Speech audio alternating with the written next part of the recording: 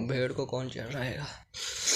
मैंने उससे पूछा, क्या तुम पढ़ लिख कर कुछ बड़ा नहीं करना चाहते। वह बोला, पहले तो पेट भरने के बारे में सोचना पड़ता है, बाकी चीज़ें तो मैं बाद में आती हैं। मैं उसकी बात से बहुत भ्रमित हुई कि कैसा लड़का है, बेफिक्र अपने आप में मस्त, जैसे दुनिया से कोई मतलब नहीं है। मैं और राजीव चुपचाप अपने घर वापस आ गए। अगले दिन राजीव को वापस लौटना था तो मैं उदास थी। उन्हें बस अड्डे तक छोड़ने जा रहे थे, तभी मंगल आया और बोला, लाइए मैं आपका सामान ले चलता हूँ।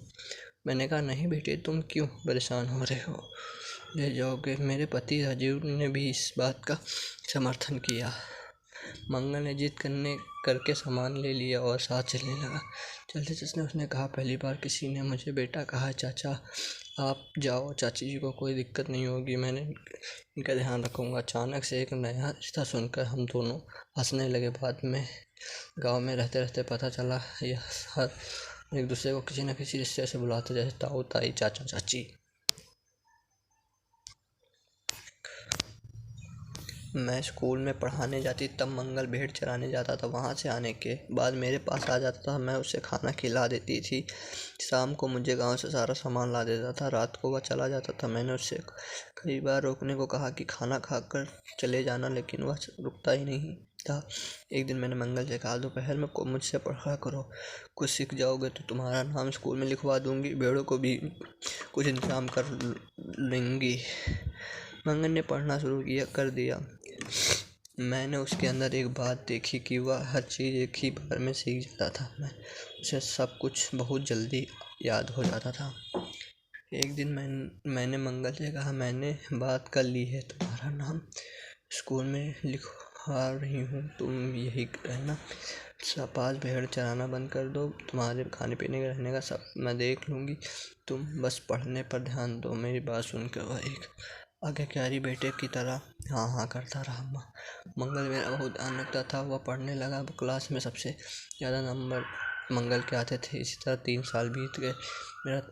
मेरा ट्रांसफ़र होना था। मैंने मंगल को सारी बात बताई तो वह रोने लगा। बोला, चाची जी मुझे ले चलो। मैंने कहा, तुम यहाँ मन लगा कर पढ़ना, मेरे सब इंतज़ाम कर दिया। इसी घर में रहना, घर का किराया, खाना पीना का इंतज़ाम, पैसे हर महीने प्रिंसिपल साहब से लेना, मैं उन्हें मनी ऑर्डर भेजती रहूँगी।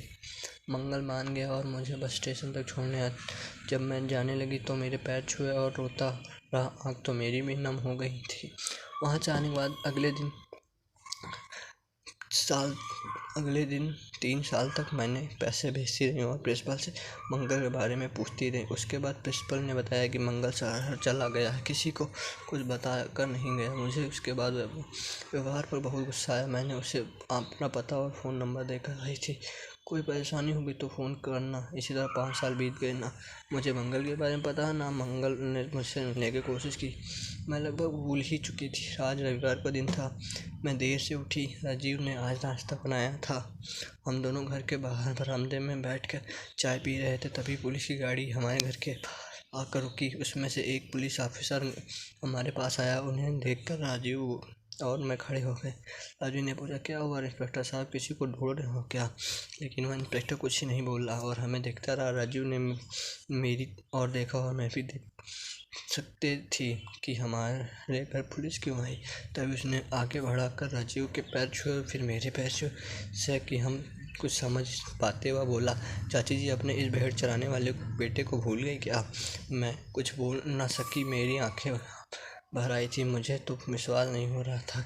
यह सब कैसे हुआ? हजारों सवाल मन में थे, लेकिन नहीं खुल रहा था। मंगल एक इंस्पेक्टर के रूप में हमारे सामने खड़ा था। राजीव ने आगे बढ़कर उससे गले लगा लिया। उसने बताया कि कैसे वह आगे की पढ़ाई के लिए शहर आया और यहाँ का काम भी करता था और पढ़ता भी था। इसी तरह पढ़ते पढ़ते उसने ग्रेजुएट भी पूरा कर लिया। अभी तो पहले उसकी नौकरी लगी है। वह सबसे पहले यह खबर हमारे पास आया था। मुझे मंगल को देखकर बहुत खुशी हुई। पर वह हमारे साथ ही रहने लगा। 6 महीने बाद मैंने उसे लड़की देखकर उसकी शादी करा दी।